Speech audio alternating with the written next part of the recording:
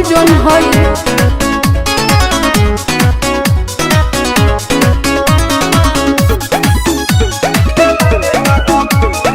Music by Himanshu Singh. शादी करके यार कहे जाए तो ससुर मंगी गम कके अमलाल सनर सुना ना शादी करके यार कहे जाए तो ससुर मंगी गम कके अमलाल सनर यही सब ना खुश लगता रे। मन में मीठी मीठी बात होगा, मन खुश है कि कल सुहाग रात होगा। खबरी तू सबके बतावे लगा।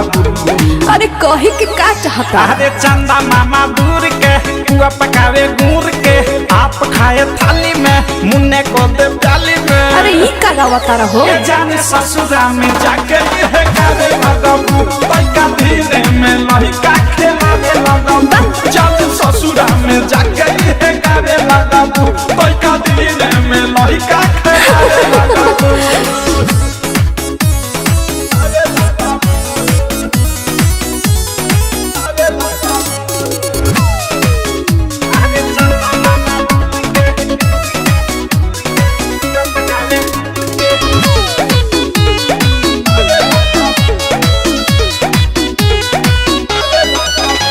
हमारी रहलू पहिले हमारा ही हो तो। अरे अभी सब भूल जाए जा।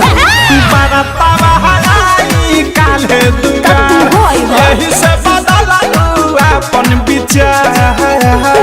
पापा के देखे मजबूरी बहो, शादी कोई जाने जरूरी बहो। शादी हमें मन बहलावे लगबू। करेजा पे पत्थर रख ला। अरे सोजा सोजा सोजा रे मुन्ना सपनों में खो जा। अरे इमोशनल में गड़बड़ा गया है। अरे चंदा मामा दूर के पुआ पकावे गुड़ के आप खाए थाली में मुन्ने को दे प्याली में। अभी सब बंद कर। जाने ससुरा में जाके है गाने लगबू तैका धीरे में लहिका खेलावे लगबू। जाने ससुरा में जाके है गाने लगबू तैका धीरे में लहिका खेलावे लगबू।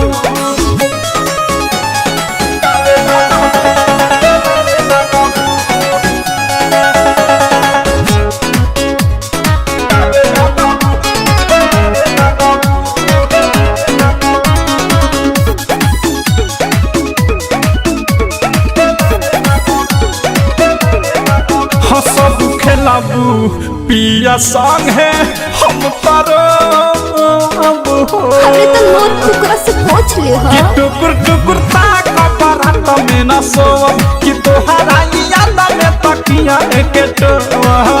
दिल तोड़त लिखे तोहर हम प्रेम अवधेश, तोहर पूजा का तोहरा से मिले हर में। कि पीसल संगिनवी बितावे लगबू। जायदा भइल जोन भइल। अरे चंदा मामा दूर के पुआ पकावे गुड़ के आप खाए थाली में मुन्ने को दे प्याली में।